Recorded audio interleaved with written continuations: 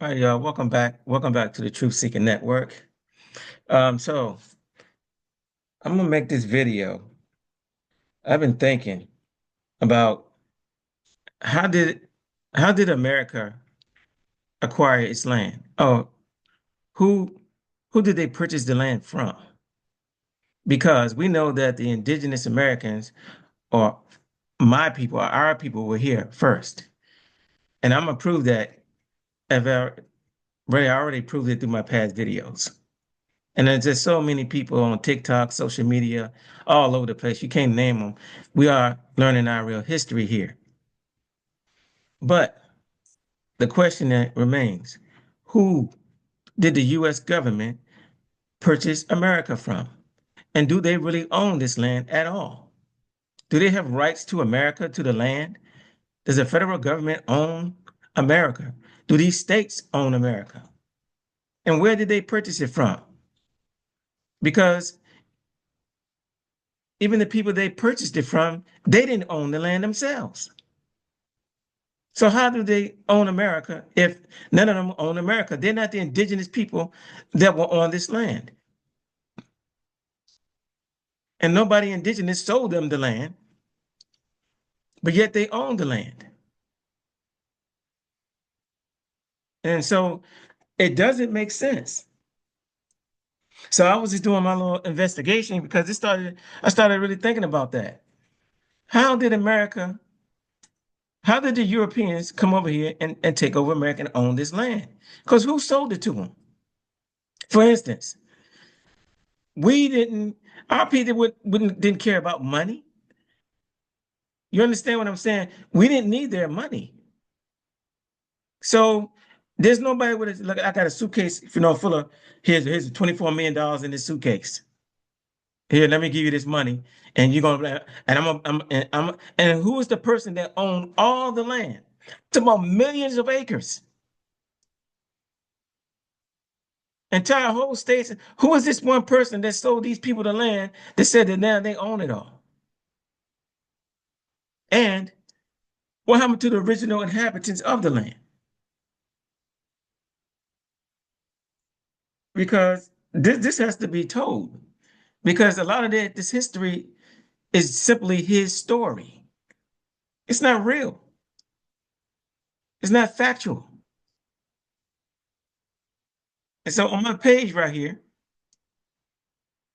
um, it says, you see, I typed into Google right here, who sold America land? Who sold America land to the U.S. government? Right now, I wasn't specifically wanting this what happened in Louisiana, but it's very interesting what's on my screen. Right. It says in 1803, the United States purchased the Louisiana territory from France. From who? From France, acquiring a vast area of land west of the Mississippi River for 15 million. This land deal signed on April 30th, 1803 involved the United States acquiring approximately 828,000 square miles of land west of the Mississippi River. So the question is this, who so wait a minute. So France, people from France are what? Invaders or immigrants. So how did they come to America and who gave them the right to sell the land to the United States government? Because they didn't rightfully own the land either. These are still, they came to kill, steal, and destroy.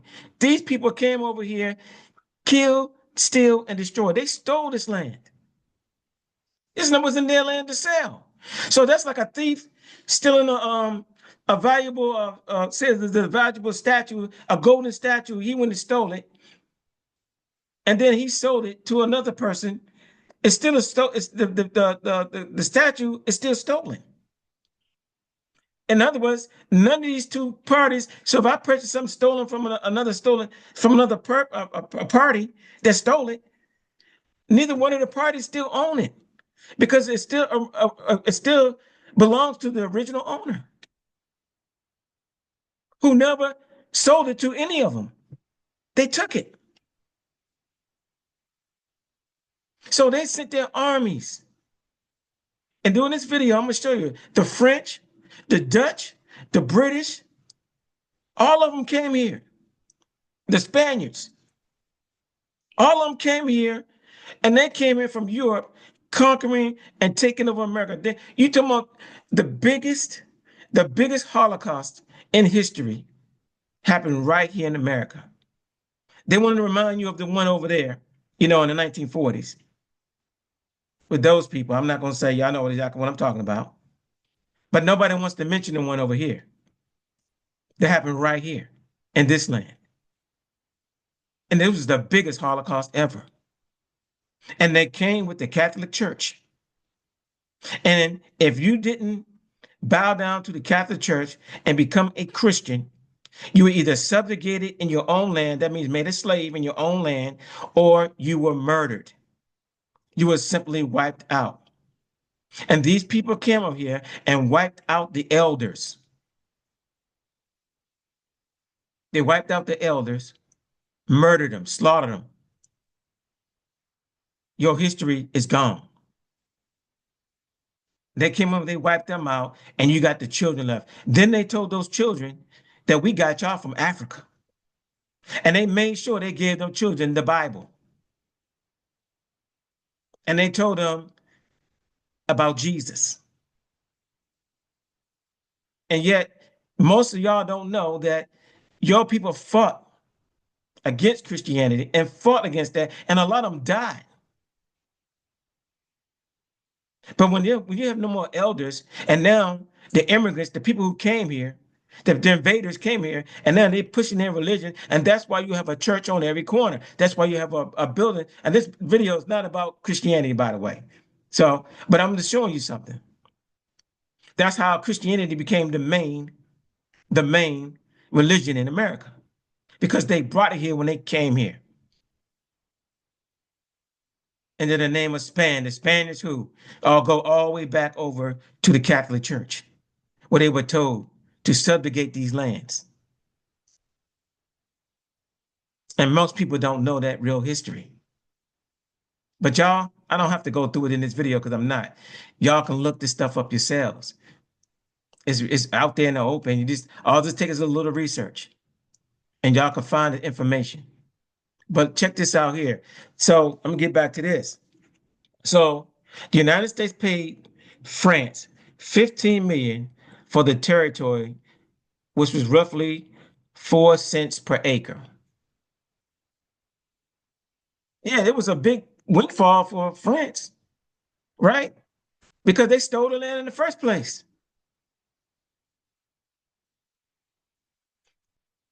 The Louisiana Purchase doubled the size of the United States and spurred westward expansion. This is crazy.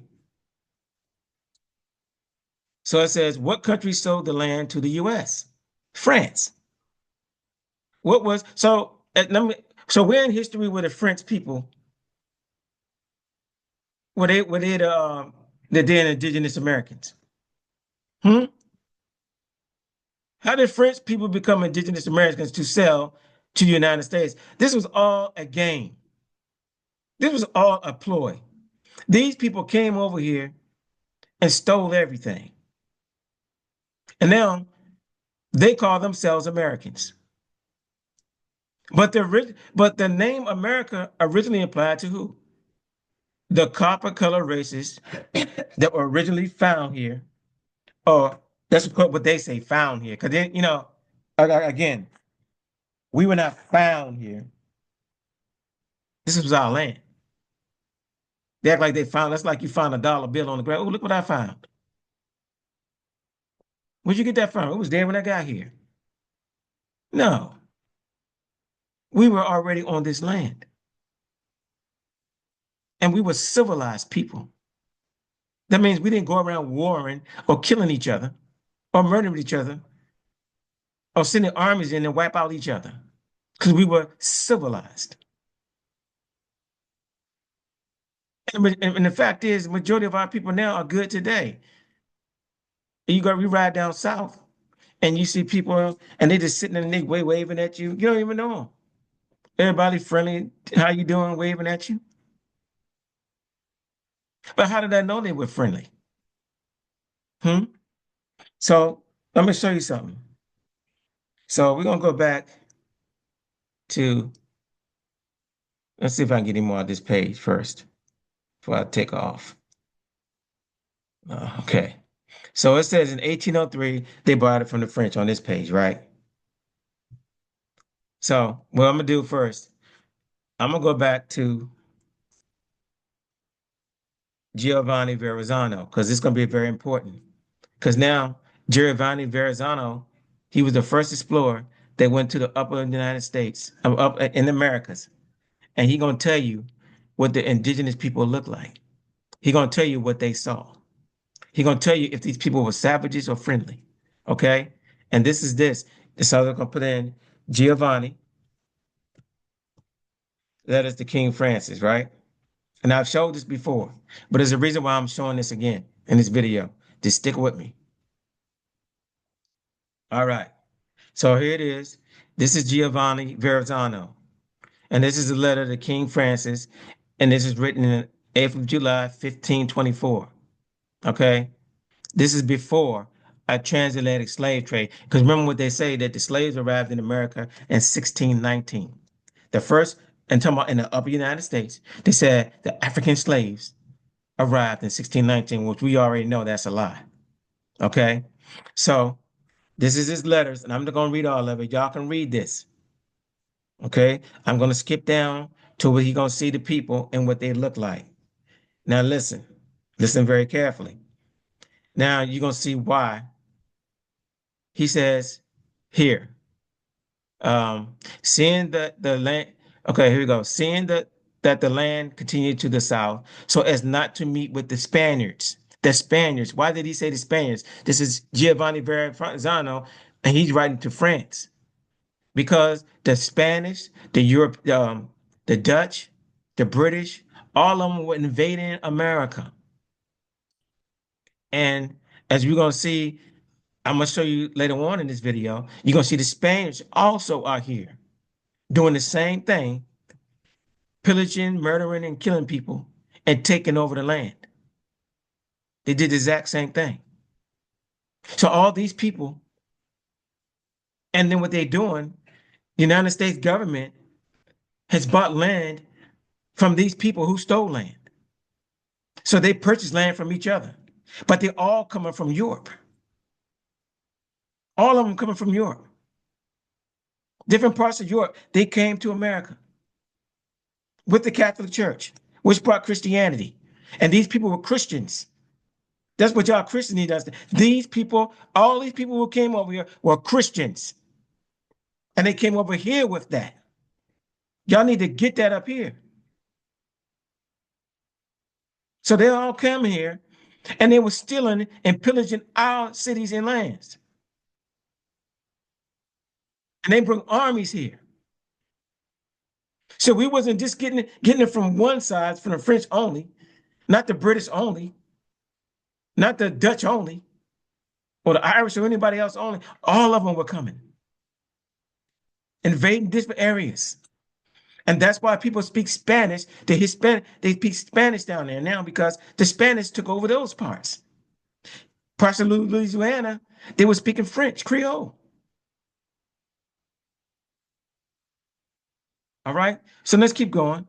So that's why he says here, seeing the land continue to the south so as not to meet with the Spaniards, we decided to turn and skirt it toward the north, where we found the land we had sighted earlier.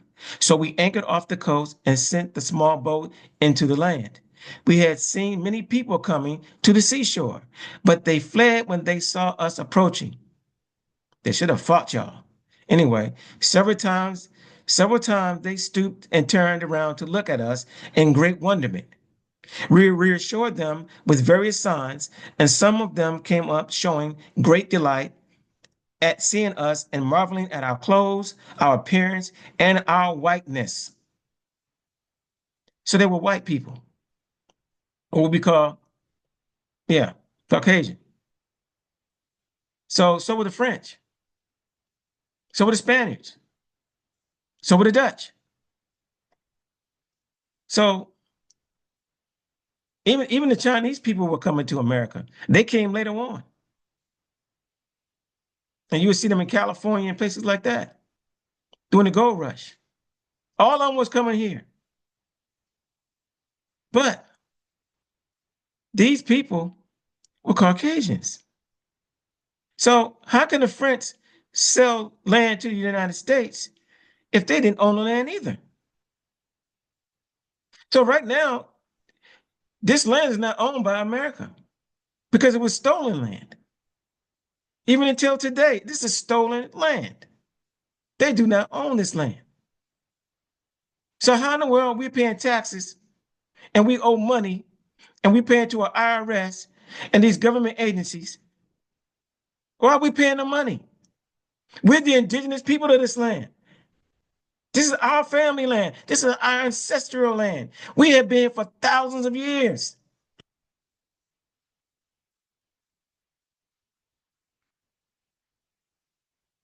Oh yeah, this get deep. So let me get a little further. I'm gonna read this down first because I got more to say. So they were marveling at their clothes, their appearance, and their whiteness. Why? Because they saw, oh, these are white people. So if they're marveling at white people, then how could the Indians on the reservation today? Because they're just as pale as white people. And I'm not, and by the way, I'm not trying to be offensive to Caucasian people here. Let me make that real clear. But somebody's got to set the story right, make it right. And because the lie was done to us, the hurt was done to us. We're still on the bottom in our own land today because we have been classified, reclassified over and over again with different names that these European people gave us. Negro, colored, black, Afro Americans, African American now. We've been misclassified the whole time. Identity has been stolen in our land. But when you wipe out the people's elders and you wipe out their history, and then you're raising kids and you teaching them, because now they're learning your ways, they forget who they are. And this has been going on for century after century, decade after decade. Then we start calling ourselves black people. Black is an adjective. Black is nothing. Black has no standing in law. There's no land called black. There's no nation called black. Black is not even a race. Yet they make you mark a little box and put black. What are you? Black? No, black is not a race. It's a color in a crayon box. Let's keep going though. So they're marveling at their clothes, appearance, and their whiteness. They showed us by various signs where we could most easily secure the boat and offered us some of their food. See, they were friendly. We were on the land, and I shall now tell you, Your Majesty, briefly what we were able to learn of their life and their customs. They go about completely naked, except that they around their loins. They wear skins of small animals like martens, with a narrow belt of grass around the body, to which they tie various tails of the animals which they hang down to the knees. Now, this obviously was in the summertime or some kind of, yeah, July. See, July. Because in the wintertime, we're not gonna go about completely naked. And there's pictures of our people with fully clothed people. So I don't want y'all to think that we were walking around with nothing on, because that's what they're trying to make us look like. So they go by completely except around their loins, they wear skins of small animals like martens, with a narrow belt of grass around the body, to which they tie various tails of other animals which hang down to the knees. The rest of the body is bare, and so is the head. Some of them wear garlands of bird feathers. They are dark in color, not unlike the Ethiopians, with thick black hair, not very long, tied back behind the head like a small tail. As for the physique of these men, they are well proportioned, medium height, a little taller than we are. They have broad chests, strong arms, and legs, and other parts of the body are well composed. There's nothing else except they tend to be rather broad in the face, but not all we saw but not all, for we saw many with angular faces. They have big black eyes and a tendency to and an open look. Now listen, we're describing what we call melanated people, right? What they call today so-called African Americans. And this is 1524. These are some of the first explorers that came to America, Giovanni Verrazzano, because we're going to see his name again. That's why I'm bringing this up. So these are the people that's already here, that already been in this land already. Okay? Let's say what else we say. They have big black eyes and and an open look. They are not very strong, but have sharp cunning and are agile and swift runners. Now, all your football teams, your track teams, does any Native American that y'all see on them reservations today, are they any one of them track teams? Absolutely not. Who are the agile, swift runners that you see on the U.S. Track teams? Who's running track? Who's running in football? Huh? You don't see none of those people in baseball and sports generally. So who are the agile runners? This is describing us.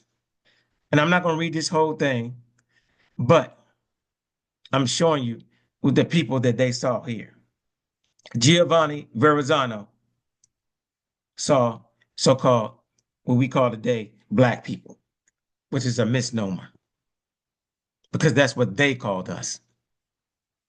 They called us African, they called us Ethiopians because we were similar to look just like those people, except we were already here in this land. So these people right here, all they do is simply lie. And they told lies about this whole thing, this whole country. But how did the United States buy this land? Who sold it to them? Because I heard, I don't know if y'all who know who Michael Saylor is. He's the CEO of Microsoft. I mean, excuse me, of MicroStrategy.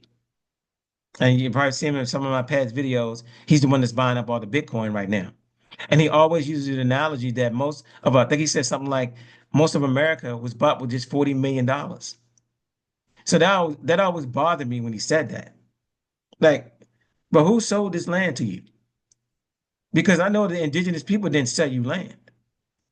But now I'm showing y'all how the land was stolen and then sold off to the U.S. government. So they don't own this land either. But they're claiming this land. And this land is stolen from our ancestors. So y'all see my screen. So I typed in the top up here, who sold the U.S. government New York? Now, first I'm gonna read this from my phone. I don't know if y'all can see my phone or not. It's in my hand. There it is right there. So it says, the land that became New York State was initially claimed by the Dutch. Again, immigrants, invaders, Europeans, right? Who established the colony of the Netherlands and then later became part of the British Empire before the American Revolution, with the states inheriting lands owned by British after the war. Okay, that's what it says on my phone. Now here it says, y'all can see the screen, the U.S. government didn't buy New York. It became a state through the American Revolution and subsequent ratification of the Constitution, inheriting lands previously under British control. So again, we got the Dutch, the British, the French, and the Spaniards, all these people coming to America, and yet they're taking over the land. But they're not mentioning? Where's the indigenous people? See, they his story, they left the original people out of the story. They didn't tell you what happened to the original people that were there already. What happened to those people? See, they coming over here acting like everything was empty and there was nobody here. And they just found the land,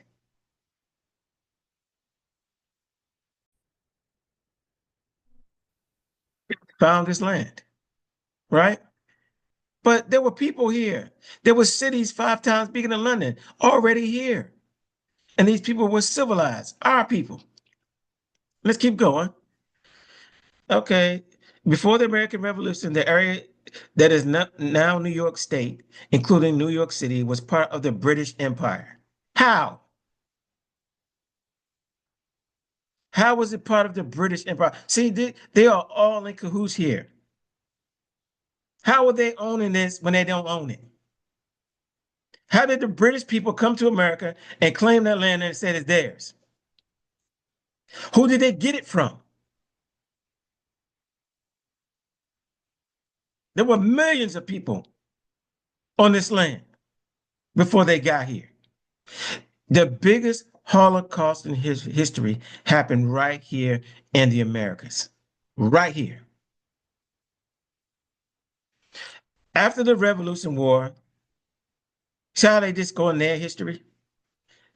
After the Revolutionary War, the state of New York, along with other newly independent states, inherited lands previously owned by the British, including Governor's Island. They inherited the land. How you inherit, only way you can inherit land, if you can have an ancestor, somebody, it's like when you have a house, right? And you have a will and you inherit it that way. You don't inherit land. How you inherit land that was never yours? See, they said how they changed the word inherit instead of saying stolen land, because that's what it was. It was stolen land. All this land was stolen. They didn't inherit it from the British because our people didn't inherit it to them. We didn't give it to them as an inheritance. They stole it.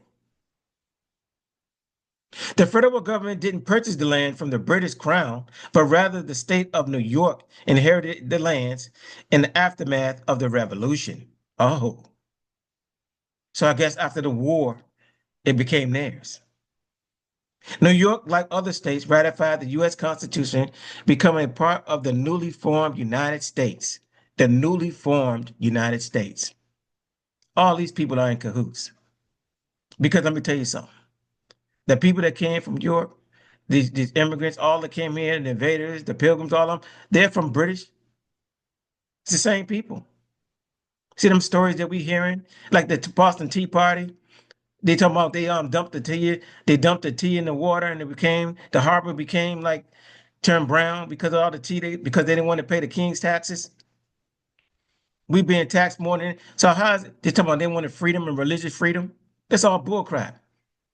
Because today we're taxed more than anybody. We're taxed all over the place now, aren't we? So they ain't come here just to get away from taxes, just to be taxed. And a lot of the land still is still owned by the Royal Crown, Britain. You know that America is divvied up. There's a whole bunch of countries that own this nation. Who owns the most land in America? We're gonna find out. The federal government doesn't own the land within New York, but the vast majority of the land is owned by the state and or private entities. Now, who are these private entities? Are they our people? No. Now check this out, y'all. The next question.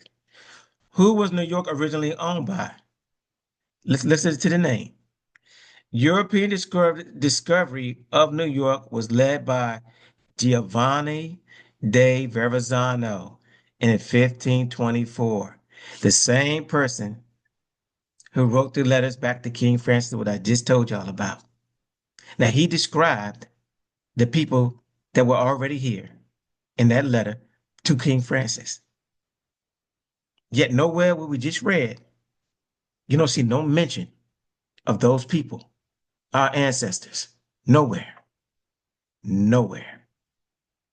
European discovery of the New York was led by Giovanni de Verrazzano in 1524, followed by the first land claim in 1609 by the Dutch.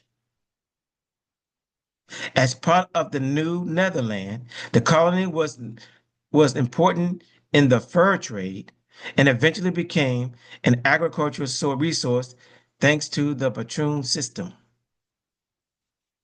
Wow. So y'all see that?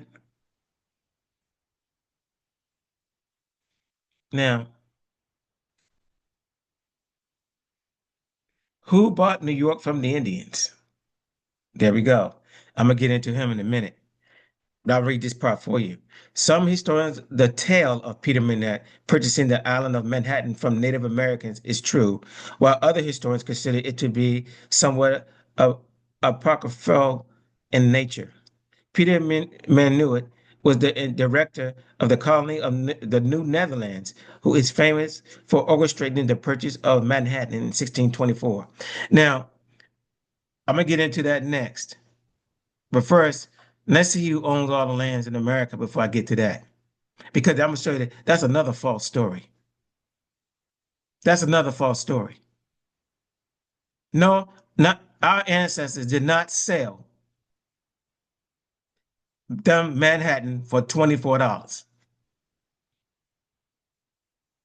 But that's the step again. That's his story. See, and that's the reason why I'm saying we got to go back to debunk all this foolishness that we've been taught as history, and we've been seeing it as history. We've been taught in school as history because it's lies. We got a country that's been founded upon lie after lie after lie after lie. During this channel, I broke a lot of those lies down. But there's so many of our other people out here that are saying the same thing, including Europeans are telling the truth. They out here telling the truth as well. Because it's all of his lies. That don't even make sense. Why would I give up millions of acres, hold my hand for 20? What was he gonna do with $24? To do what with? But that's why they said that's not a real story.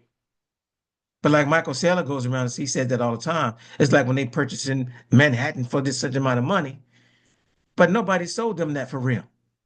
That's a lie. That's a lie. You didn't, nobody's going, not one person, not one tribe is not going to sell you all of Manhattan for some money. What they going to do with it?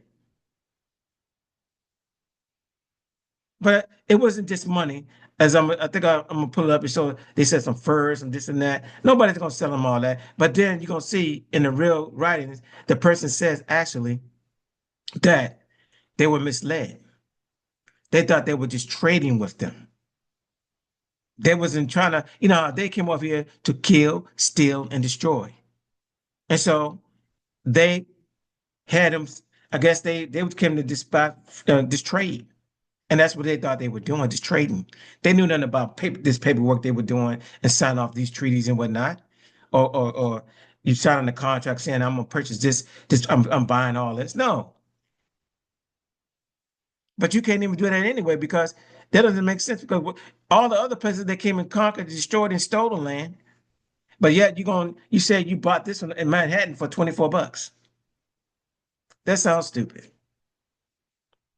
Anyway, let me show you who right now who owns most of America. So y'all see it, right? Look at my screen. What country owns most of America? Let's get it. While it's common to hear about foreign ownership of the U.S. land or debt, the term own most of America is vague. To clarify, here's a breakdown of foreign ownership of the U.S. assets. Canada owns most of the U.S. agricultural land, while Japan and China are the largest foreign holders of the U.S. debt. Here's foreign ownership of U.S. agricultural land. Canada holds the largest share of foreign-owned agricultural land in the United States, in the U.S., with over 12.8 million acres, all stolen, y'all. The Netherlands follows Canada with over 4.8 million acres. Other countries, Germany, Italy, and the United Kingdom, also hold significant amounts of U.S. agricultural land. So, what about us? And even today, we still get our people getting their land through eminent domain. A lot of our land was so there's no so-called black farmers hardly anymore because all of their land was taken. So they use laws and their system to take our lands from us. And it's still going on today. I think I put some videos in this chat of our people still getting our land. Not in the chat, excuse me, on my channel. People still getting their land taken today. But y'all can look this up today. People are still, I think there's one, I think they're in Georgia. There's a family in Georgia right now. They're trying to run they're trying to put a, they're trying to use eminent domain and run a train station through their land. They want to run they want to put a railroad through their land. And they're trying to fight that now. But there's so many others. Y'all can look them up. So I think it's something in South Carolina. They're fighting down in there too for something for their land. And it's going on today. Colonization and gentrification are the same thing. They don't call it colonization no more. Gentrification is the new word. Same thing though. They're moving people out and they coming in. And that's why they're bringing all these immigrants here. All these immigrants are still coming to America. See, that's what people don't understand. They are still coming. They're coming from all over to fill up this land. And when they come to fill up our land, what about the indigenous people that were here? And I'm not talking about those people in the reservation because they're not them. They come from Siberia. We've been here. We were the original people here, as Giovanni Verrazzano verified himself, right? He was one of the first explorers that came here, 1524. But what happened to all those people? Those were the first people they saw when they got to America, was our people. But all that's been left out, all of this. So let's keep going. Germany, Italy, United Kingdom also hold significant amounts of the U.S. agricultural land. Foreign holders of debt. The largest foreign holder of U.S. debt with over 1 trillion is Japan. The second largest foreign holder of U.S. debt with over 759 billion is China. The third foreign place, United Kingdom, the third largest foreign holder of U.S. debt with over $723 billion. Other countries, Luxembourg and Canada, also hold significant amounts of U.S. debt. Foreign-owned lands are roughly is 3.4% of all agricultural land in the U.S. was foreign-owned. China's land holdings, while China is often discussed in relation to land ownership, its holdings are actually relatively small compared to Canada. And I mean, who cares? These people own land that we don't. All these nations came here and divided this nation amongst themselves. They parted this land. That means they all took a portion, a piece of it. And you know what our piece is at? The projects. You know, the urban. The real reservations is the projects. And did you know that majority of Europeans came to America in the late 1800s and the early 1900s?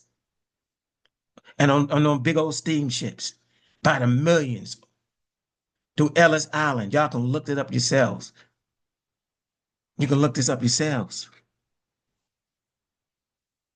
So we already know Canada owns most of America. That's what they're going to say here. There we go. There we go. What countries own the most land in the U.S.? Canada, 31%. It says other. Now, who the heck is other? 28% other. They won't mention that name. Netherlands, 12%. Italy owns 7%. United Kingdom over 6%. Germany owns 6%. Portugal owns 3.6%. France owns 3.2%. So all these people, these are European nations that came over here that stole the land from our people who are now called African Americans. We are called African Americans now. So this makes all sense. This makes this this definition of America, the original definition of American, right?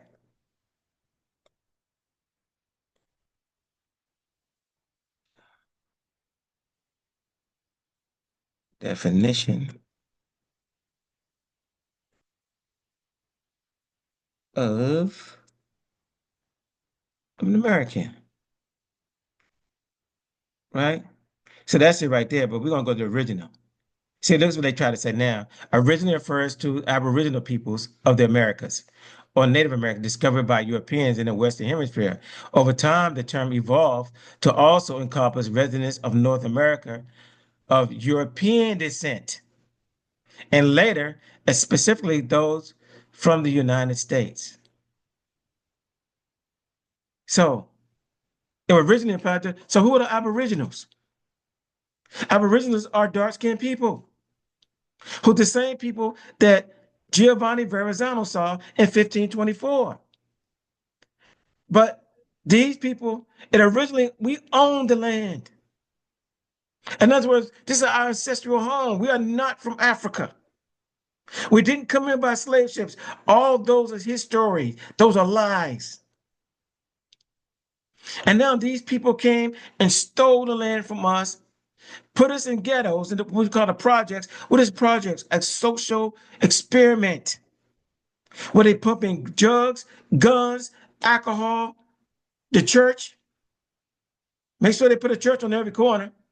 Make sure they feed us Christianity. And we're poor in our own land. They set up a judicial system. When they came over here, those Europeans came in and off them boats. They made sure that they ran us out of. That's why you can't go to the best areas. We don't own any best areas anymore. You know why? Because they took it all over. They came over and ran us out. Took over the best places. And we were pushed into what you call the projects. And they made sure they know that y'all are smart people. They know that y'all are builders and inventors. They know that you can rise up. We can do more than just sing and play sports. They know we're intelligent, but you've been held down purposely. And that's why if you try to walk through those neighborhoods, they say, "What you doing here, boy?" You go to a gated community, you walk through the area, they calling the police on you. And they act like you don't belong. And they're sitting on stolen land that belong to you and your ancestors. When you see all those, when you see Florida, when you see all those beachfront properties and all that stuff, we owned all of that. All that was ours. They took it all. And because we are so many of us, they couldn't kill us all. Because we everywhere. But we know who you don't see? Those so-called Native Americans that they show today. They should be everywhere. They should be on no reservation. They should be everywhere. You can't go to a land and go to China and say, put those people in a little area. Because they're everywhere. Same over here. We are everywhere. When I went to school, we didn't see no Native Americans. And everybody I talked to, nobody's seen them. We saw them on Hollywood movies. You know, we saw them on movies. And that's the only place they existed in Hollywood movies because they were created in Hollywood in the 1800s, late 1800s. They wasn't here though. We were here. And we've always been here. But let's get the original. I'm going to see this first. See, in the 1590s, let's see. The word American first appeared meaning of one of the Aboriginal people discovered in the Western Hemisphere by Europeans. That's 1570s. Okay, we're going to get more depth about this 1828 dictionary before we get down to Webster's 1828. So in 1570, it said what? The word American was first appeared meaning one of the Aboriginal peoples discovered in the Western Hemisphere by Europeans. The Aboriginals, the Aboriginals, the Aboriginals. Okay? American, adjective, emerged meaning pertaining to the Western Hemisphere and its Aboriginal inheritance. We are the Americans. We are not Black American. We're not African American. We're not any of these. We're not Negroes. We're not colored. We're not Afro Americans.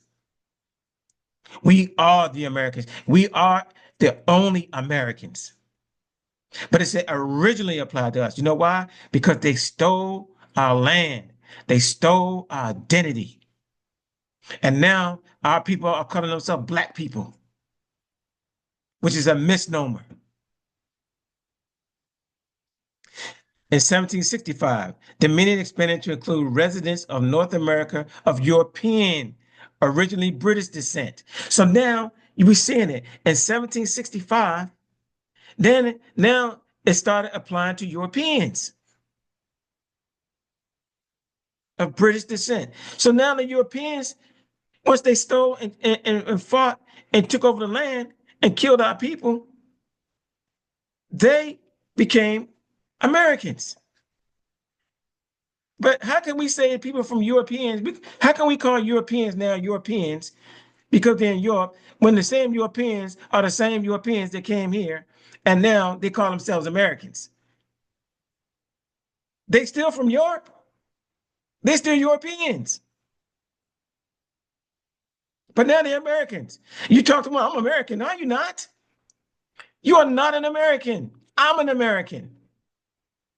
I'm an original American. My people are original. We are the only Americans, just like the Australians. People of now of European go to Australia and they move there and now they call themselves Australians. You are not an Australian. Just because you moved to that land. The only Australians are the Aboriginals. They are the Australians. And they are the only Australians. You can't take somebody's name. You can't be a culture vulture. You stole somebody else's identity and you made it your own.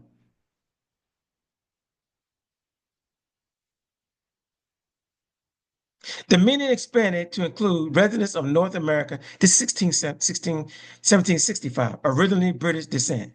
The term came to be associated with the United States of America later. So now let's look at the original. Let's look at the Webster's dictionary. And I showed this before, and I'm showing it again because now I'm hoping that this is coming home to you. Hopefully, this is making more sense. A Native of America, originally applied to the Aboriginals or copper color races like me,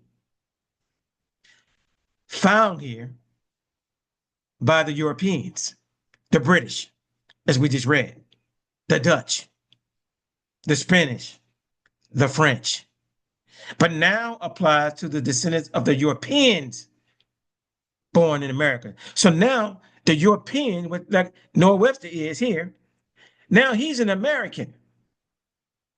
And copper color became colored. We became colored. We're American Indians.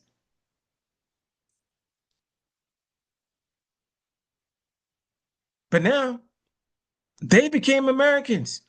And then we became Negroes. Are y'all getting this? Charles Darwin and them came up with that name. But I guess the Spanish called us Negroes because they called us black, right? Negro means black, right? So they called us black or Negroes. Colored, black, mulatto. There was a few other names in there. We kept getting reclassified and misidentified to the point where we are now in 1988. As of 19, we are Africans. We became Africans. We became Africans. Nowhere in the 50s 60s were we African. No, we were colored in the 60s. Look at that colored boy. In the 50s, we were Negroes. Because you remember, they got a video how to sell to the Negroes. All right, I'm gonna show you that next. I'm not gonna play the video. Y'all gonna look. I'm just gonna show you how to sell to the Negroes. Now, how you gonna sell to poor? How you gonna sell to broke poor people if they ain't had nothing? If our people were poor and broke, how are we gonna sell to the Negroes? How you gonna make money off Negroes if they ain't had no money? If we were just slaves, right?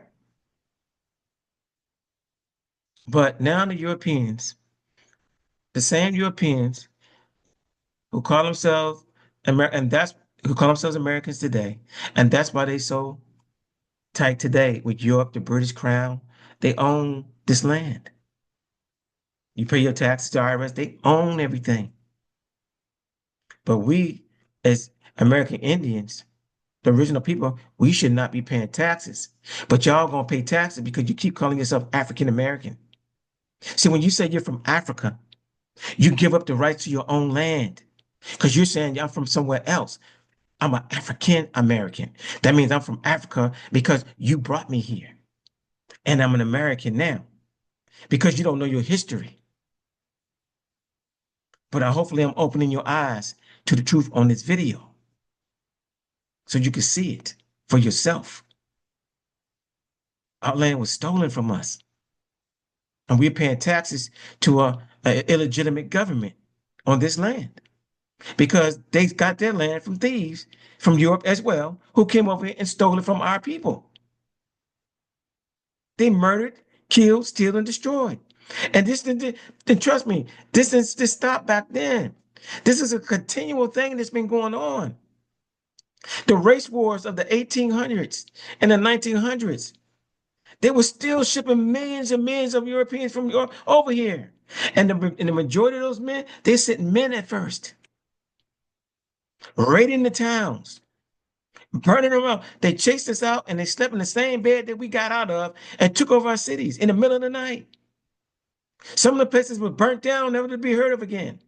Some people never made it. A lot of cities and our towns are underwater. These lakes.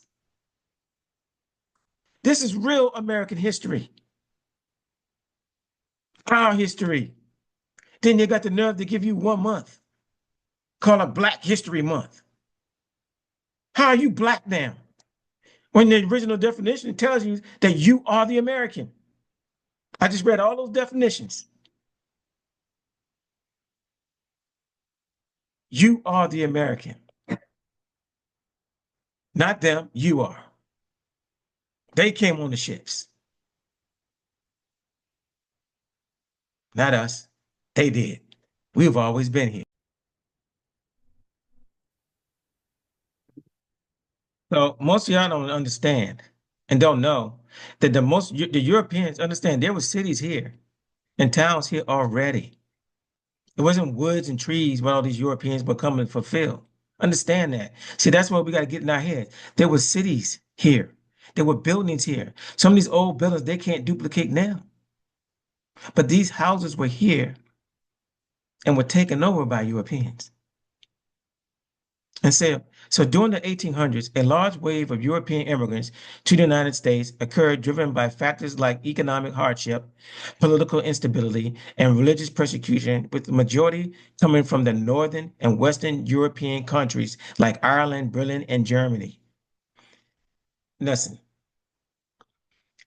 many Europeans sought better economic prospects in the United States, hoping to escape poverty and land shortages.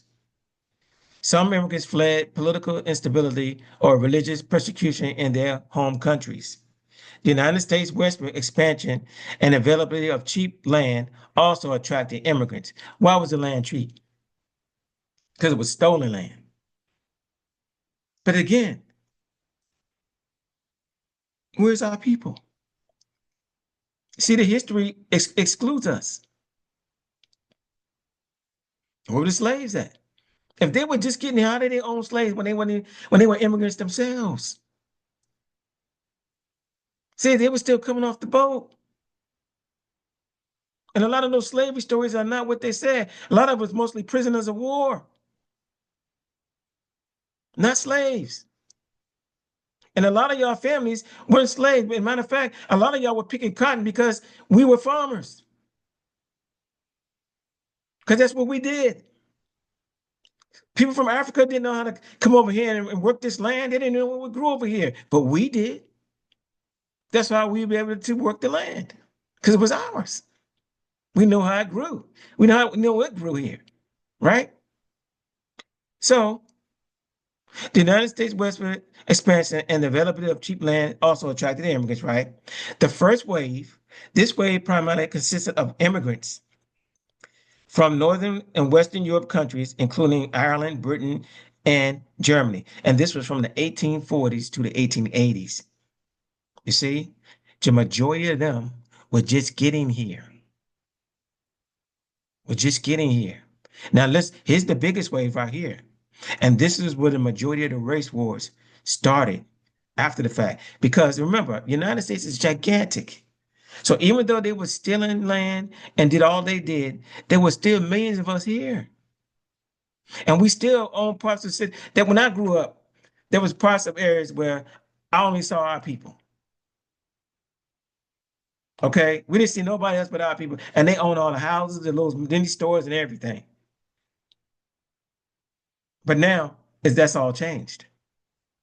So in the 1840s to 1880s, that was that first wave.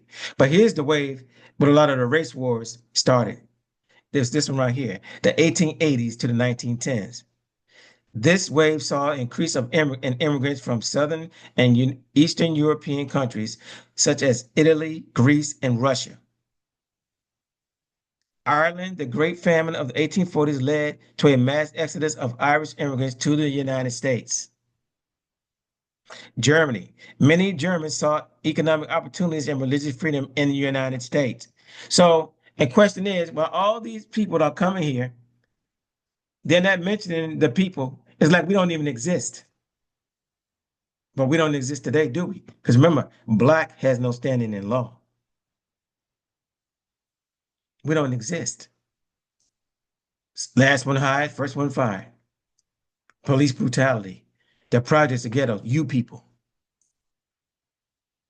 They know exactly who you people are.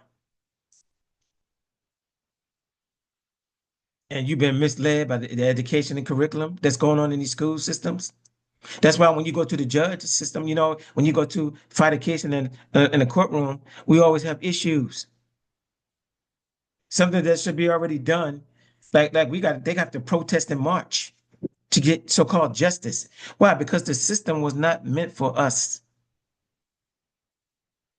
It was made sure that we kept out of the system. Now, like I said, this video is just telling the truth because that's what goes on today. We know how the law system works here. That's why the most prisons are filled with our people, right? We know that. Hmm. Immigrants brought diverse cultures, traditions, and languages to the United States, enriching its culture and landscape. They didn't enrich anything. They stole our culture and stole our landscape. The influx of immigrants also created social challenges, including competition for jobs and housing, as well as uh, cultural clashes. The United States initially had relative open immigration policies, but these began to change in the late 1880s, 1800s. Yeah.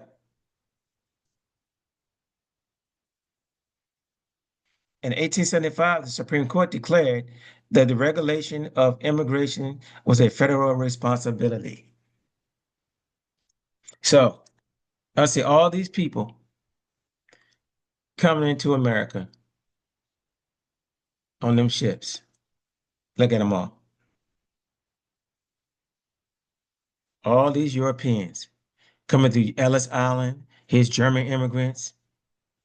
See, a lot of this stuff, buildings and stuff, were already here. They didn't build them. They would come over here. Once they came over here and wiped it, they came in and they started bringing people in, and more and more and more. Here's this little map showing them all these immigrants coming from all these places. Now, before they came in, like I told you early on, they came in destroying and wiping people out. Now these Europeans are now Americans. You can't tell them nothing now. But if you go back to this truth right here, The only Americans are the Aboriginals, which is us. But no, now we're Africans. So when you go by calling yourself an American, and please don't call yourself a Black American because you are the only American. There's no such thing as any other American. They're Europeans who now call themselves Americans. The only Americans are the Aboriginals, which are us. Don't forget that. We are the only ones. But this is what they did. They came in on these ships. And that's what started the race wars and all that stuff. And they were burning down our towns and just like I did a couple of videos back. I did a video on that, how they were burning down our towns and stuff. And so this is what went on in America. This is how it happened. But nobody sold America these lands. They didn't get it from nowhere else. Nobody sold it to them. They once they conquered these lands and took over these areas, they ran our people out. Then they sold it to the US. So it makes you think like this whole Revolutionary War, the whole British Crown stuff, it makes it all fake because they exclude us like we don't exist. But that's what you do. When you take up somebody, you make it like these people don't exist. Where's the Aboriginals at? And none of these stories, what happened to the Aboriginals? Originally applied to the copper color races, but you don't say nothing further about them. You just tell your story about how y'all got here. We got that. But if y'all just getting here, that means you're displacing the people who've been here. So what happened to them? Oh, they're in the projects now.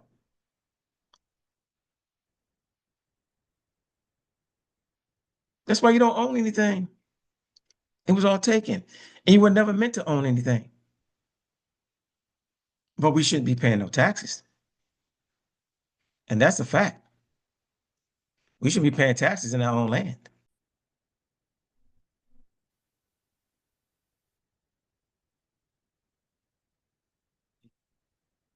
14th Amendment. Now I'm just gonna read a little portion of it and show y'all. All persons born or naturalized in the United States and subject to the jurisdiction thereof are citizens of the United States and the state wherein they reside. Remember, United States is a corporation now. The corporations, the Catholic Church, and this government, right? The Fed, which is international bankers, right? The United States government is corporations. You got the Fed. That's why you see now the Fed right now and Trump are going against each other because Trump is trying to force the Fed to bring down the interest rate, and the Fed says no, he's not going to bring the interest rate down.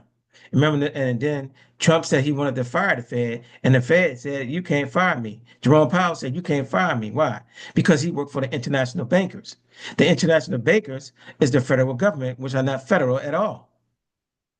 So you got this going on, and then you got your church. That's what they use to subjugate our minds, Christianity. And that's what our people understand. So those three entities, the United States Corporation, which now y'all all work for corporations and businesses, right? You pay your taxes, you go to stores, you go in corporations. And these corporations are now globalizing around the world. But the corporations own the government and the government, and that's why he's the president of the corporations, and that's why they're dealing with tariffs and all this stuff right now. With jobs and all that. Because why? Because he's the president of the corporations. And the international bankers, Fed, they run everything. So you got to pay taxes. And a lot of your money go back to the British Crown. Y'all don't know this stuff. And the Christianity, because that's their religion. So now you're following what they brought you. And you don't research, but if you don't believe me, I got videos on this channel dealing with Christianity and Jesus Christ and all that. Just watch the videos. You can see it's all made up. But that's going to hurt y'all feelings. But it needs to, in order for you to wake up. But anyway, let's keep reading this.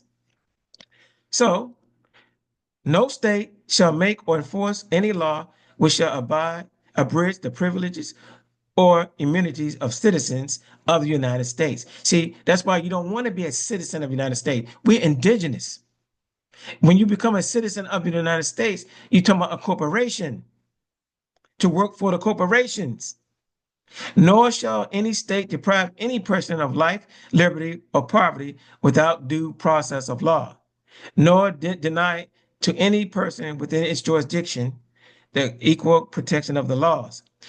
And second, part two, representatives shall be apportioned among several states according to their respective numbers, counting the whole number of persons in each state, excluding Indians not taxed.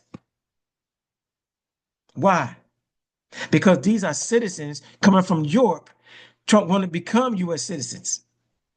They're different than the Indians or the indigenous people that were already here.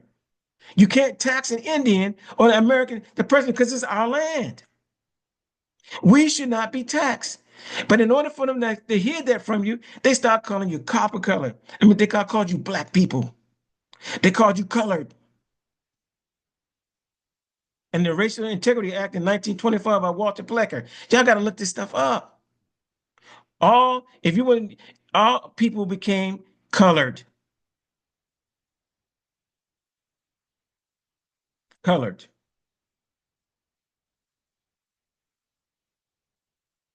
So that can make this video so long because it's so much information. Because I could talk about the Dawes Roll. The Dawes Roll.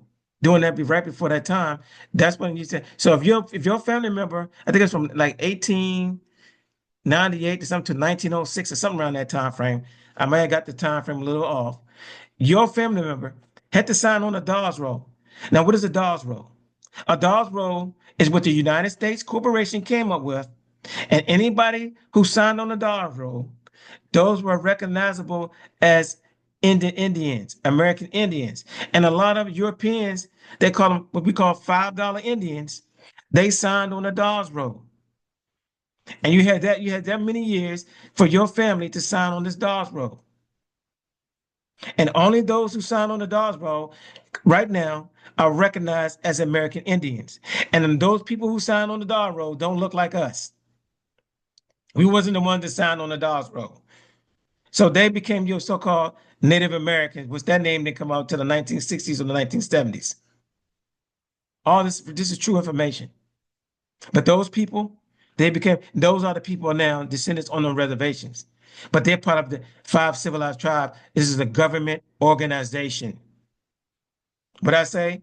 A government organization, which is the corporations. And that's why they pay those people. And most of y'all believe that those are the American Indians. Now, I want to make y'all understand something. Use your brain. You mean to tell me if our families didn't sign on that Dawes Roll? So what if our family did? You know, we got people in the boondocks, people in the mountains, people by the rivers, the oceans, the shores. And the United States is huge. So if they didn't sign on the Dawes Roll, although they're indigenous to the land, they're no longer an Indian now. They're colored. The Racial Integrity Act of 1924. They're colored people now. And that's exactly what they did. They changed it all around. But we're not supposed to be paying taxes. But you will be paying taxes if you call yourself African American, or you call yourself a black person, or you call yourself a colored, or you call yourself a Negro. And you know what? The sad part is that every name that they gave us, we named ourselves. We accepted every name. We should have been smart enough not to call ourselves African Americans in 1988. But we did, and we do today. And we let people call us those names. African American male.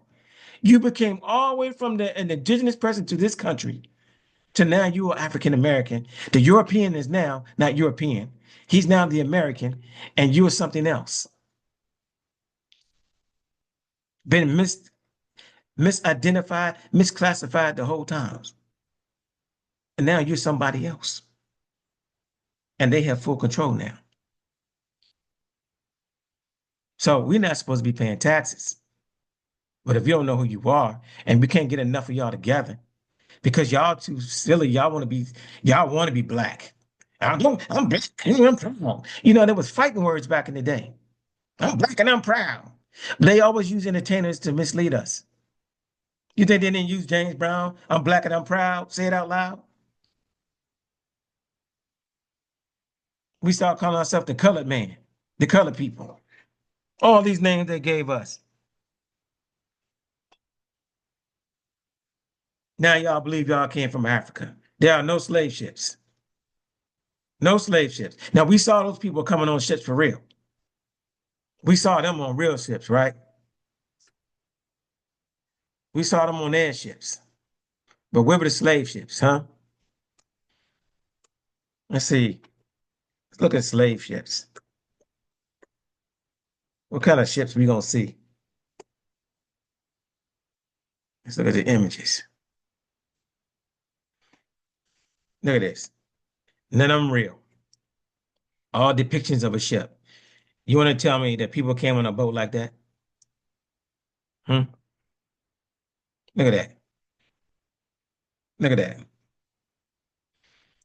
Now we see how they came on the ships. I just showed y'all how they came on the ships, right? They came on a steamship. There were no steamships. Now, this is supposed to be below decks. See how they got us? This is a depiction of how this is a lie. And y'all should be able to see through this now. They got a person laying here, all like that, all lined up on the ship, right? Now, where's the bathroom at? Hmm? Where's the bathroom at? I actually didn't want to go into the story. Let's get back over there. Where's the bathroom at on that ship?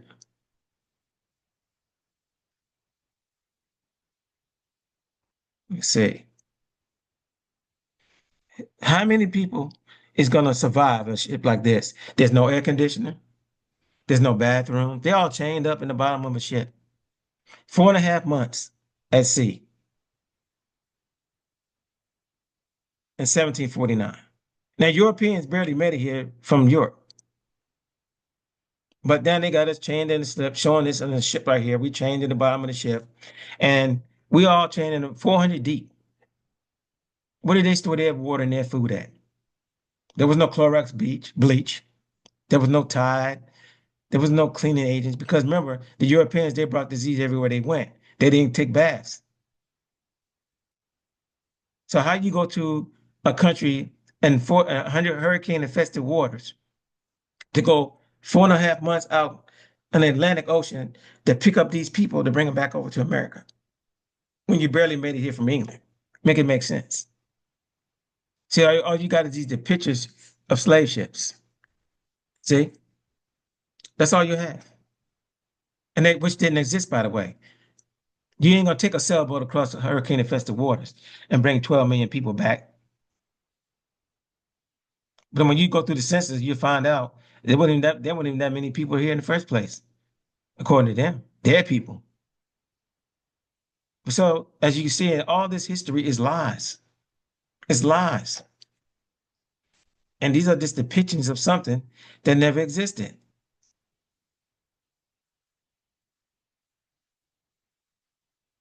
None of it. Look at that. Look at this sailboat. You're gonna be on the ocean. Come on, y'all. I mean, that even looks stupid. You got all these ships, all these people on this ship. Where'd you store your food and your water? But this is the story that they told to make you think that you came from somewhere else, that they brought you here when they know in fact. Because look, listen, think about this too. If all those immigrants, which we just saw in the 1800s and the early 1800s, 1900s, they were all coming to America, why would they need slaves? Because we just read what they came here for a better life, right? For free land, cheap land, everything. Everything was given to them. So what more would they need to go and go across seas and start grabbing people across seas to work their land? And these people never been to America before. So how they gonna work land that they never been in before? And if they're supposed to be in the jungles in Africa, and then how they gonna know to come over here how to build houses? And if they didn't speak the language, How long did it take for them to learn the language to speak the so they can teach them how to build a house? See, none of it makes sense. You have millions of Europeans coming to America. They were barely doing it. Where would they get slaves from? They was trying to make it on their own, trying to make it by themselves. They were coming so-called fleeing religious persecution and everything in their countries. And nowhere in the world they thinking about, let me, you know what, let me think, oh, I'm gonna need some people from Africa. Let's go get some Africans and bring them over here and make them our slaves. No, the whole thing is foolishness. But they came over here and stole our land, y'all. Everything was stolen and they sold it amongst themselves. They divvied it up. The land was parted amongst them. They parted our land. And now, as you saw, they own, all foreign countries own America. But where are we? Everybody's coming to our land. But what do we own?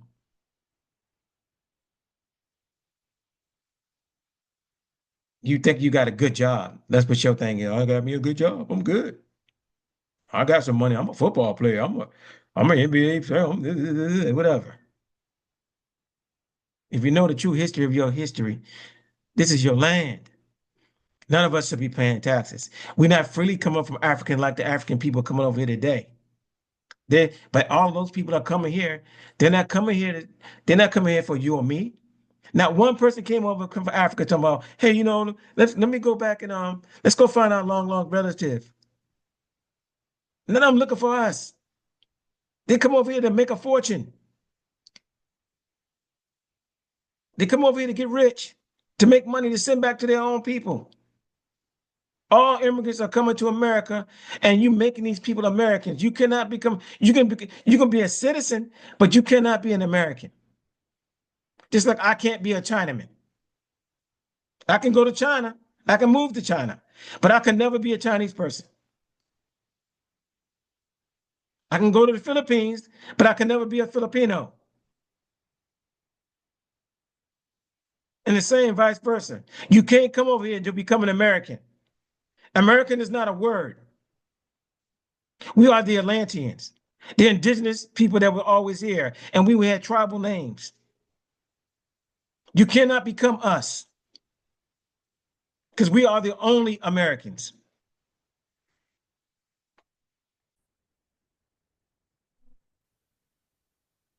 So now you see what I tell you. Who sold Manhattan to the US government? All right. So in 1626, let's read this, y'all. Peter Minute, or Minute, whatever, the director of the Dutch settlement, there we go, another European immigrant,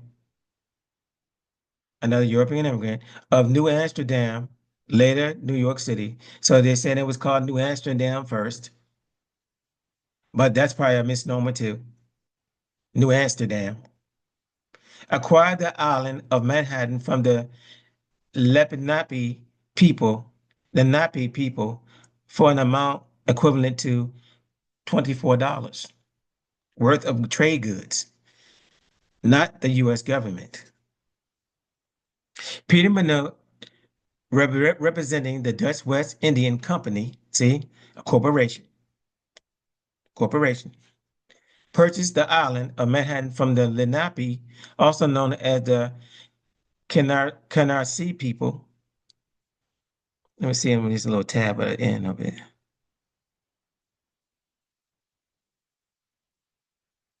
Okay. All right. Okay, this little tab. All right. The transaction involved trade goods valued at 60 guilders, which is often estimated to be worth the equivalent of $24 at the time. Now, listen, the Dutch had already established a settlement called the New Amsterdam on the southern tip of Manhattan before this formal purchase. See? So, where did they come from?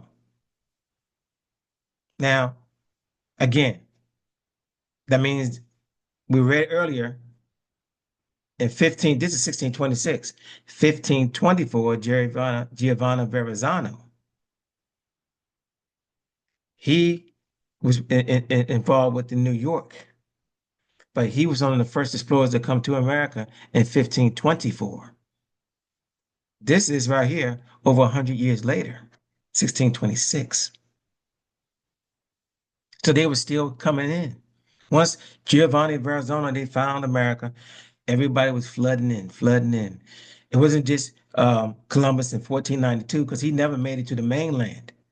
He was down in the Caribbean, like Haiti and those places down there.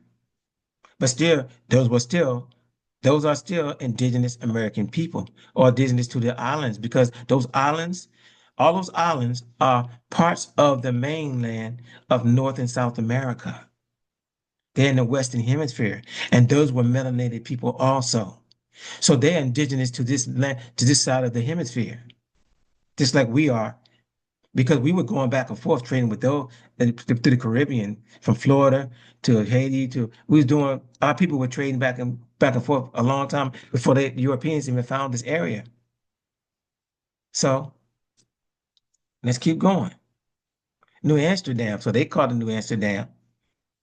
This event is often cited as a significant moment in history of New York City, though the actual transaction is a bit of a myth.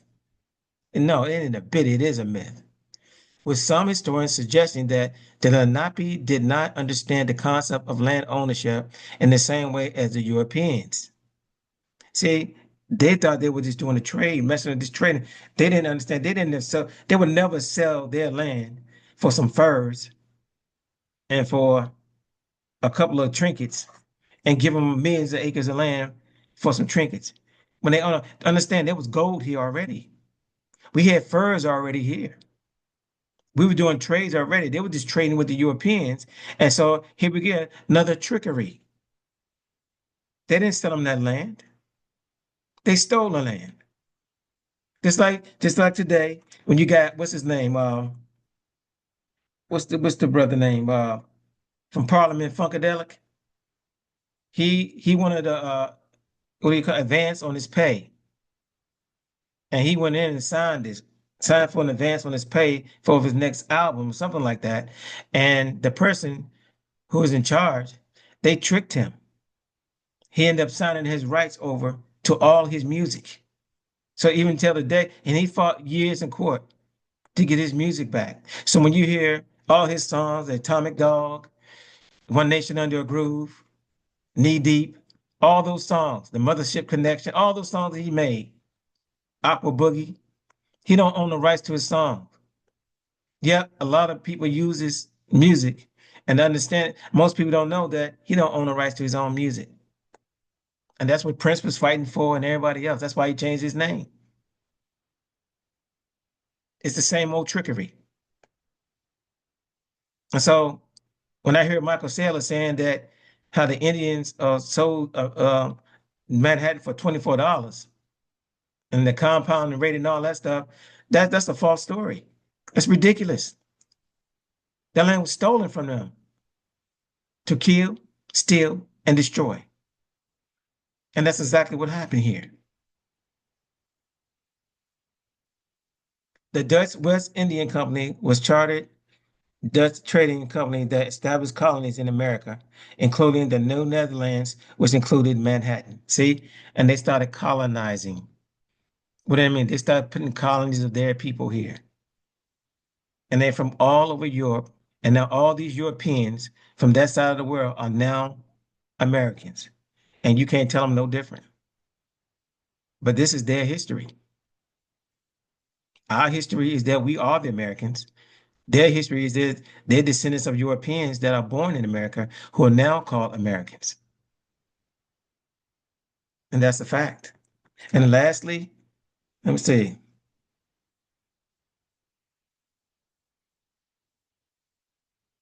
Okay. So lastly, what I'm gonna do, how did America get Manhattan? That's a good question. According to a letter, Peter Janzoon, Shanigan, Peter Manoa, and Wallen colonists of the West Indian Company acquired the island.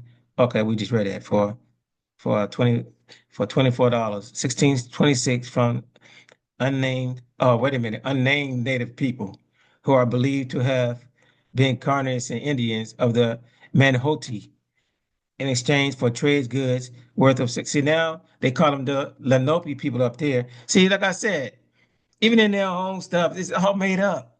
They made this whole stuff up. Now we got the Manhote people, Manhoto people. You see what I'm saying? And I think I read it. What was the other name I read? There was another name that they used too.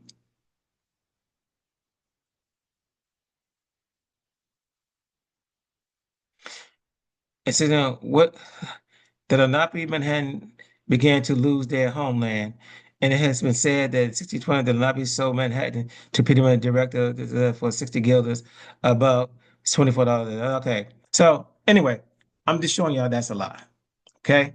Now, lastly, I'm going to read you something from my wife, from her family. Okay. I'm going to show y'all this because it coincides to all the videos, what I've been saying, what the truth is. All right, y'all. So lastly, what I'm going to do, I'm reading, this is something from my wife's family, her genealogy. Now, one thing before I read this, I'm going to say what y'all need to do, stay away from DNA, these ancestry and me and all this, these DNA tests. Okay. The DNA test is not going to tell you where you're from. A paternity test will. Because you have to, because you have to what? You have to swab the mother and the father, and there's a baby. So now you get a direct test to see if that are these the people of this child, right? That had this child. And if it's not, it's gonna come back 99% or not, right? But a genealogy, as far as your genealogy, that's what you want to look up, your history, your family history. It's gonna go to a certain point, but you will know when you see that your people were here, and you'll also notice that there was no slave stories in your son. You find out your farmers or anything like that. Anyway, just do your genealogies and find out through your people or your history of your families to see what really happened. Okay. Now this is I'm holding them. I don't know if y'all can see this. Yeah, this was kind of camera's kind of off. Anyway, I don't know if y'all can see this, but this is what I'm reading it from. Okay. So let's get it. All right. The Choctaw Indians.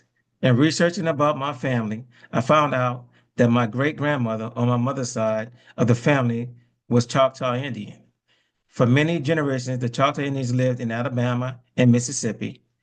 They had no written records. They had legends passed down from every generation that told about their tribe.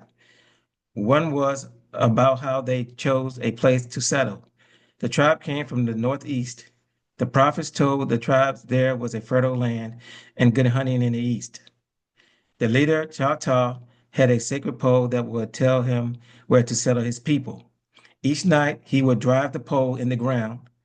The next morning, the pole would lean toward the east. Finally, the Nanaweya, the pole, it says Nanaweya, the pole stood straight. There There they built their homes and buried mounds and burial mounds. And what's he call them? The mound builders, right? There, there are still there are still ancestors of Choctaw Indian tribes that reside in the present day Mississippi. In 1540, Hernando de Soto of Spain came to the Choctaw Indians territory. They were afraid because they were had never seen any people like the Spaniards. They were not used to seeing these animals called horses or strange clothing called armor. Malabam, the Spaniards fought against the Choctaw Indian tribe to try to take over their land. The tribe was unsuccessful in protecting their tribe. Hundreds upon hundreds of Choctaw warriors were killed. For over 150 years, the Choctaw Indians had few contacts with the white man after that. In the year 1700, white settlers once again landed in the area near the Choctaw Indian tribe. The Choctaw Indians were placed under the rule of the French governors In 1763, it was turned over and ruled by the British. Everything what I've just been reading about. Everything so far. Let's see. European settlers began to call the Choctaw one of the five civilized tribes, was considered of the Choctaw Creek, Cherokee, Seminole, and Chickasaw. Choctaw asked for a Christian mission in 1889. There you go, Christianity. There's the church. The Choctaw asked for a Christian mission in 1819. Within the mission, they translated the Bible, okay, hymns into the Choctaw language. See, who brought it over there? Who brought the Christianity? See, we didn't have Christianity. The Europeans brought it. And that's what I just told y'all. The corporations, the international bankers, and the religious was subjugated our minds and got us into Christianity. And most of our people don't know why you're Christians today. You're following the invaders who came here. Once they colonized, they took over your stuff. You're following after them. So that's a lot of history, even with the Christianity. And I got something else I want to read to y'all too. There's one more thing. I think this is very telling. Good information. Good information. Let me get it. All right. So this is one of her other relatives. Now, this person I'm about to read about, he was born August the 20th, 1898, and he died in 1973, uh, February 26, 1973. The great legacy of Narcissi Charlotte. That's his name. Okay. I just read, I'm gonna start right here.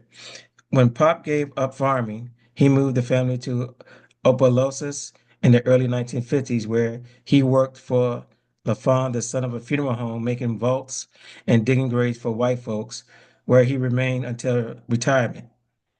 Pop did not have a formal education, but became a master butcher. He owned one of the finest set of knives to use in his trade. The knife was that fascinated us was the carved one. We called it the half moon knife. Pop used it to carve all types of meat, the round and T-bone steaks. To advance his family, he cooked sold barbecue at Willis Mills Club on weekends. Oh, you could smell the onions and seasonings for miles. He was one of the few men in the community to own a car and a truck at that time. He used his transportation to help other people to go to the doctor, shop, in Opelousas or attend the appointment. And see, leaving leaving Bellevue at noon and returning to 6 p.m. free of charge to help break the bleakness of the country's life. He used his he used his transportation to take the young people to Nagaro Bowlers Club every 2 weeks for dances on Sunday night. Not Narcissus, that's his name. I hope I'm saying that right. Narcissi had profound memory. He had a profound memory. He spent many weekends telling his children and grandchildren the stories of their heritage. Pop told us that his grandfather owned more than 200 acres of land in Mallet, Louisiana, which was registered in the books until a few years ago. This right here was written in 2005. In the St. Landry Catholic Church in Opelousas.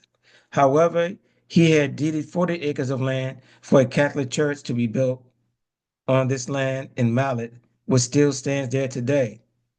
So does the record deed. Unfortunately, the white folks at that time ran him and his family off the land, but he did not sign the deed over to them.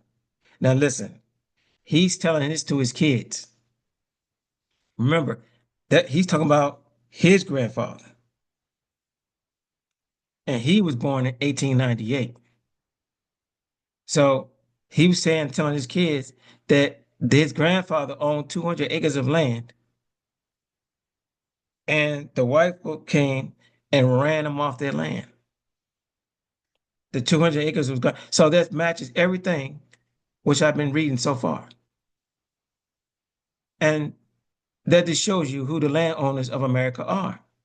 Now, this is their real family history, the same that I have in mind. As a matter of fact, we still own part of the land. And then we own hundreds of acres too. So the question is, how do we own all this? And the question is, where all these other people come from? This man right here he died in 1973. He was born in 1898. 1898. And the person what I just read about in the back of the book, on the back of this, she's Choctaw. That's her brother. She was born in 1905. Her brother, right here, is born in 1898. So think about that. So then the Choctaw Indians in 1898, he's telling the story of their heritage and how his grandfather was ran off his land by Spaniards. Let's see if I got that right. You just said the white folks, right? Yeah, the white folks at that time ran him and his family off the land, but he did not sign the deed over to them. Why? Because the white folk were still coming in America. So this is real history. We're not from Africa. We've never been to Africa. And again, I say this, no offense to Africans. This is our motherland. America is our motherland. The Americas is our motherland. The islands is our motherland. This whole area is ours. But now, as I showed you in this video, all these other foreign entities came to America and they all own parts of America. Our land has been parted amongst foreigners who now claim to be Americans.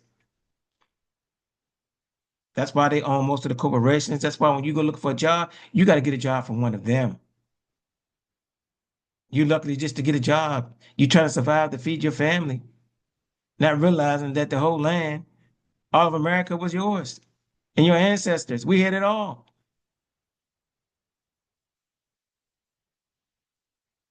Anyway, so I'm just showing y'all that Manhattan, all this, and there's way more than this, trust me.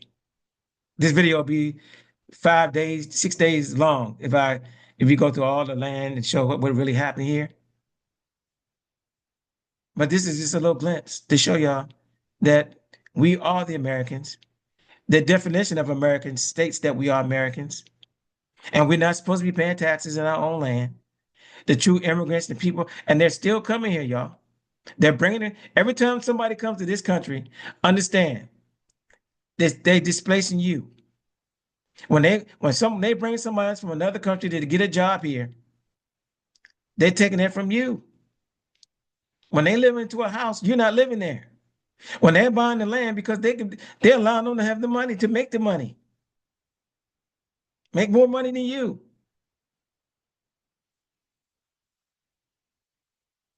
So you're not African, you're not colored, you're not Negro, you're not none of that. We're not Black Americans. We are Americans. We are the Americans.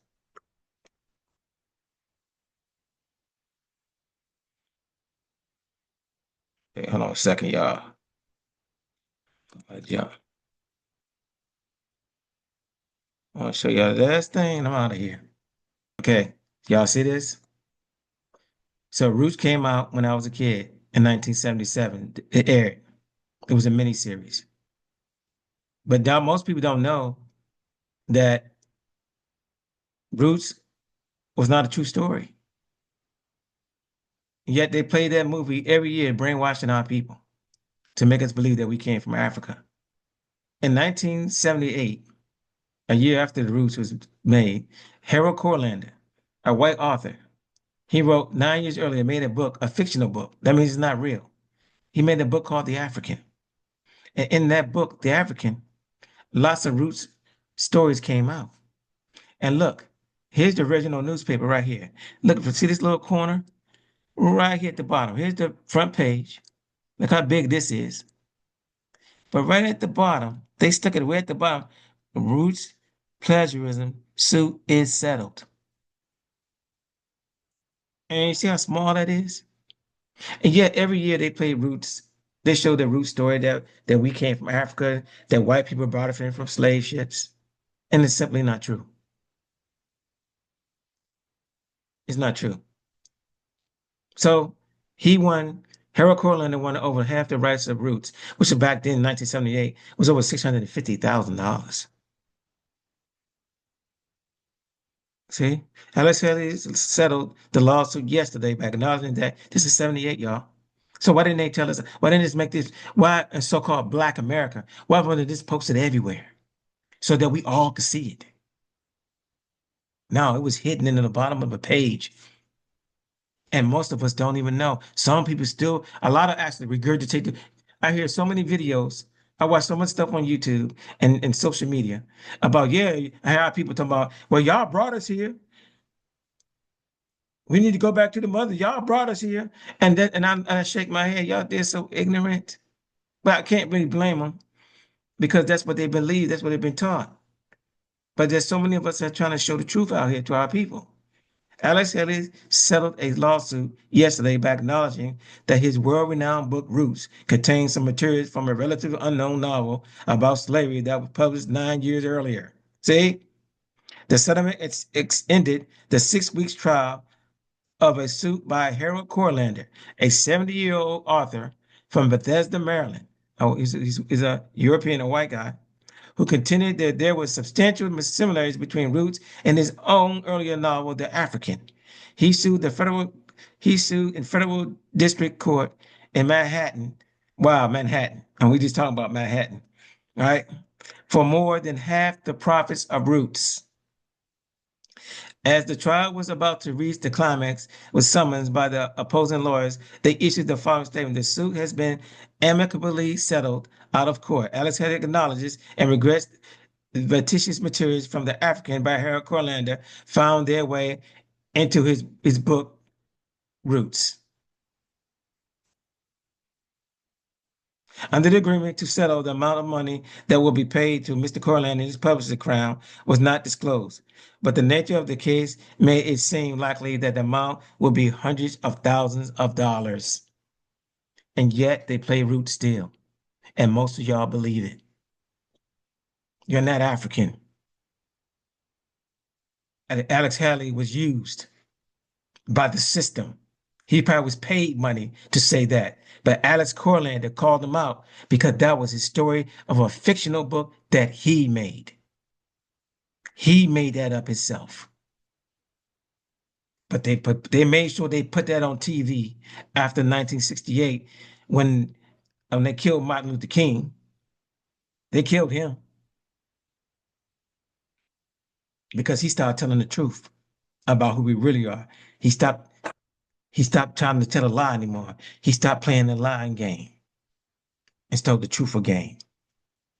And they took him out. And then we got a lot of these bootleg people now who call themselves African Americans still out there misleading our people. Why? Because they're sellouts. They sellouts. They're getting paid. And one more thing I'm gonna say: a lot of those Europeans that came here, well, you so-called your black nobles from over in Europe, they came right along over here and they helped subjugate our people as well. It wasn't just the white Europeans. It was them so-called black nobles from Europe. They came over here too. And don't forget that. All right.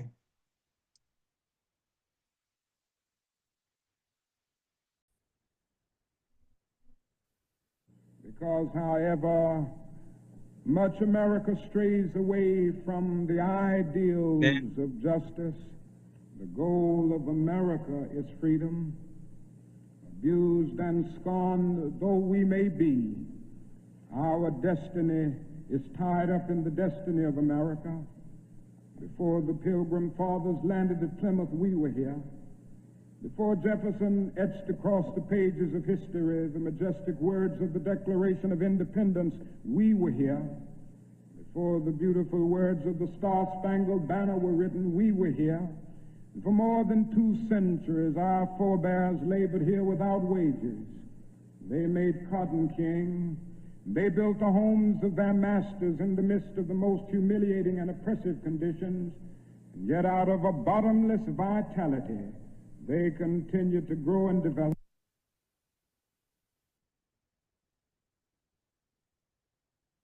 He said, we were here. And so he was saying stuff like this before they wiped him out. He said, we're going to come and get our check. He said that was our farms. I think this is the video right here. Let's see if this might be it. It's probably going to play a little thing first. Anyway, having your information freely available on the internet makes it easier for I don't want to anyone put to this in my impersonate video, you but online or even try to find you in let's real skip life. around the You want to place. get Let's see what he says real quick. Speak. Civil Rights, King, Van Oker, roll 20, sound 36. Stanley. Dr. King, this church is as good a place as any. Play that video. Anyway, y'all can play that yourselves. But the whole point I wanted to make real quick, because this video has been too long already, and I don't want to add nothing. No, this video is 26 minutes. I don't want to do that. So we were here. We've always been here. Yes, Martin Luther King, he did sell us out with the marching and all that stuff, but that's what he was trying to change before they assassinated him. That was 1968. Roots came out in 1977. Right. So basically we were being misled. We were already segregated before. Oh yeah. And I wanted to show y'all something real quick too. Sorry about that. Let me pause this real quick. Because I wanted to show y'all. So y'all see this video right here, right? Say selling to the Negro in 1954. See, in the 50s, we were called Negroes. But if the Negro was so poor and so underrated, remember we had our own community still, even though Europeans came and took over a lot of areas, we still had our own areas. And so the government wanted to integrate us. So then that's now you got box stores and we don't own anything now. We had our own hospitals, food places, stores, everything. We owned it, right? We had our own schools, everything. And we were doing just fine because of course we would do fine because this is our land. We knew we were the farmers. We know how to do everything on this land, right? But the U.S. government, they wanted more tax revenue. They wanted us to integrate with them. And so they used Martin Luther King in the 60s to try to integration. Although the majority of our people really didn't want to integrate. We didn't want to eat in places where people might spit in our food, sit in places where the people didn't want us. Right? We didn't want that. But it was a plan. And when Martin Luther King found out that plan, what they were trying to do, and he might have known, I don't know. But at the end, he tried to change up and they took him out. He took him out. And that's one of the speeches he said. Before the Pilgrims landed, we were here. See, you hear him talking all the time, talk about all this other stuff, but then he started changing his tune. We have always been in this land before they got here. And this video shows that as well. They were most of the Europeans didn't come to America till after the 1800s, 1900s. They started coming in then.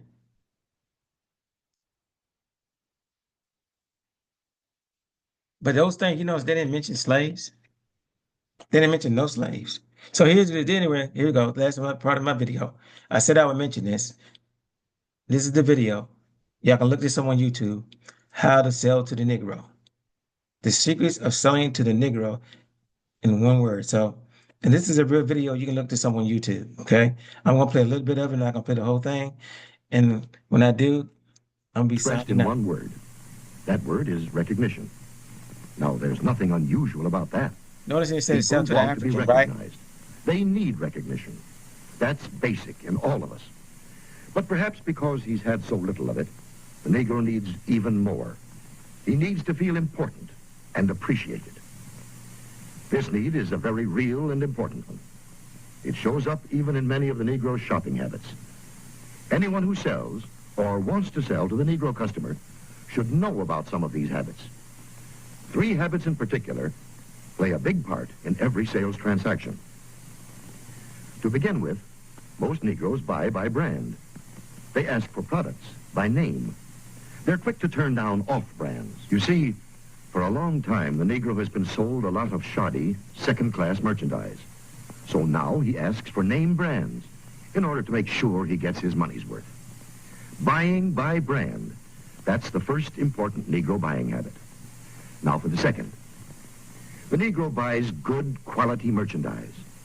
Symbols of quality and prestige are very important to the Negro customer. This woman, for example, is buying fine crystalware. But she is also buying the admiration and approval of her friends and relatives. It's a well-known fact that many Negro customers are influenced by the opinions of others. What their friends may think of a certain item often decides whether or not the sale is... Y'all notice, right? There's no segregation going on. You see? Look what's going on. These white people, these Europeans are actually happy to sell to them. They're not kicking them out the store. What are you doing here? But notice, look how they're dressed. They're dressed elegantly.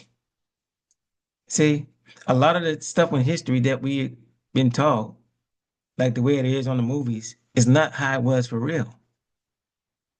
They were interacting just like this. They were going to the store. This is 1954. So a lot of the things that you've seen, well, look, she's not mad. She ain't saying, get out my store. What is your kind? We don't want your kind in here. No, we had money. They wanted that green. And that name brand stuff, that's what you would go for today, name brand. ...was made. So remember, the Negro buys quality merchandise. That's the second important point. And here's the third thing to remember when selling to a Negro customer. When he specifically asks for one thing, don't try to sell him something else. Don't try to switch him at the point of sale. If you do, he'll probably react something like this. Doesn't he think I've got the money to pay for it? There's a reason for this reaction. Again, because he's had experience with cheap merchandise, the Negro resents being offered a substitute. He wants to be sold on quality, not price. The Negro buys by brand, he buys quality, and he doesn't like to be switched at point of sale. These are the keys to selling the Negro customer. Another point. The Negro family does things together, as a group. The family works as a unit. It lives as a unit, and it buys as a unit. When you sell to one member, you many times sell to all. It's also true that many places of entertainment are still closed to the Negro. So he spends more of his money for the things that are available to him, often for items that are considered luxuries. Another trait of the Negro market is the fact that it is a pre-sold market. We know that the Negro buys by brand, and he buys the brands that he knows something about. Where does the Negro buyer get this information? We know that Negro customers are turning more and more to the publications that are tailored specifically to their needs, that give them the news and the information that they want to read about. That's it. So, if y'all want to check that out, you can. Look it up on YouTube, and you can see back in the day. I mean, a lot of stuff hasn't changed, but we were doing well, okay? But we were being excluded in our own land. And further now, we further excluded more than today than anything. We think we've come a long ways, but we haven't. Anyway, y'all, this is the Truth Seeking Network. I didn't want to make this video this long. I know I went off topic of a few things, but that happens. This is the Truth Seeking Network. I'll catch y'all on the next one. And I'm out. Don't forget to like, share, and subscribe. Y'all spread the word. Spread the word of who we are. We're not Black Americans. We're not colored. We're not Negroes. We're not African Americans. And nowhere in this video, 1954, were they considered to be African. Nowhere. We were called the American Negro.